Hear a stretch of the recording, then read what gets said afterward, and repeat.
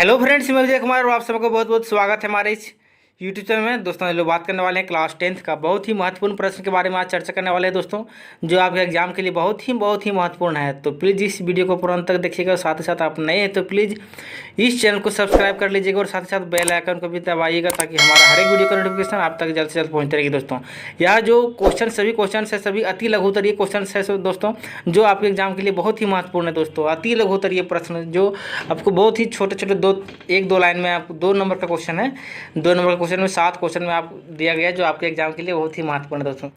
Veto का क्या तात्पर्य है? वीटो का क्या तात्पर्य है, यह क्वेश्चन है।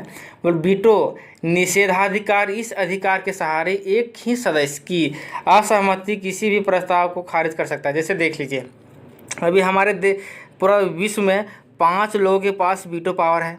उसमें से कोई एक प्रस्ताव लाया गया है जो 5 देश को सहमति, मतलब 4 देश के पास क्या है उस पावर, उस प्रस्ताव को पारित कर रहा है, सहमति बना रहा है। लेकिन अगर एक भी देश उसको अगर खारिज कर दिया, मतलब बोले कि हम पास नहीं होने देंगे, वीटो इस्तेमाल कर देगा, तो वह जो पूरा चारों का जो प्रस्ताव है वह प्रस्ताव खारिज होगा, मतलब उसको फिर मायने नहीं होगा और वह पूरी मतलब क्या हो जाएगा, खारिज कर दिया जाएगा, उसको फिर आगे नहीं बढ़ेगा उस प्रस्ताव को। तो ये था वीटो का मतलब। अब क्वेश्चन नंबर 2 है, बोला कि इंग्लैंड में सबसे पहले कारखाने कब खुले थे? तो वह जो आंसर हो जाएगा 1730 के दशक में क्या था कि इंग्लैंड में सबसे पहले कारखाने खुले थे। अब अगला नंबर क्वेश्चन यहाँ पर बोल रहा है कि देखिए कि परंपरागत ऊर्जा और गैर परंपरागत ऊर्जा के दो स्रोत लिखे हैं, मतलब किस स्रोत से परंपरागत ऊर्जा का 2 और 2 गैर परंपरागत ऊर्जा का। देखिए परंपरागत ऊर्जा का जो 2 स्रोत है वह है जैसे कोयला है, पेट्रोलियम है, प्राकृतिक गैस है। और गैर परंपरागत ऊर्जा का अगर बात करें तो जैसे हो गया सौर ऊर्जा, पवन ऊर्जा, ज्वारीय ऊर्जा, ये सभी क्या है, गैर परंपरागत ऊर्जा है। ठीक है, तो याद रखना है इसका एग्जाम्पल। अब अगला नंबर क्वेश्चन यहाँ पर बोल रहा है, क्वेश्चन नंबर 4 देखते हैं। बोला कि भारतीय कम्युनिस्ट पार्टी की स्थापना कब हुई थी? इसका मुख्य आस्था क्या था, मतलब उसका उद्देश्य क्या था? देखिए भारतीय कम्युनिस्ट पार्टी की स्थापना 1925 ईस्वी में भारतीय कम्युनिस्ट पार्टी की स्थापना हुई थी। लोकतंत्र, गांधीवादी धर्मनिरपेक्षता, समता और सामाजिक न्याय और संघवाद में आस्था रखती थी। ठीक है, इसी उद्देश्य से बनाया गया था। तो ये हो जाएगा, उसका आंसर हो जाएगा। अब अगला नंबर क्वेश्चन है 5 में कि लोकतंत्र की 2 क्या है विशेषताएँ बताइए। तो पहला जो विशेषता होता है लोकतंत्र का, लोकतंत्र में अंतिम निर्णय लेने की शक्ति लोगों द्वारा चुने हुए प्रतिनिधियों के पास ही होनी चाहिए। ये होता है विशेषता, पहला लोकतंत्र हो गया।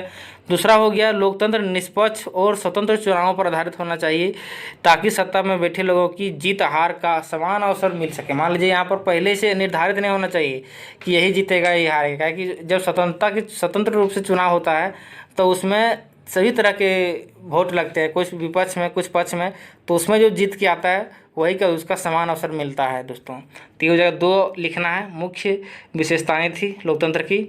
अब अगला नंबर क्वेश्चन देखते हैं, क्वेश्चन नंबर 6 है और बोल रहा है कि देखिए मुद्रा के प्रयोग के 2 तरीके या ढंग बताइए। मुद्रा के प्रयोग, तो मुद्रा के प्रयोग के तरीके क्या क्या है? पहला नंबर देखते हैं।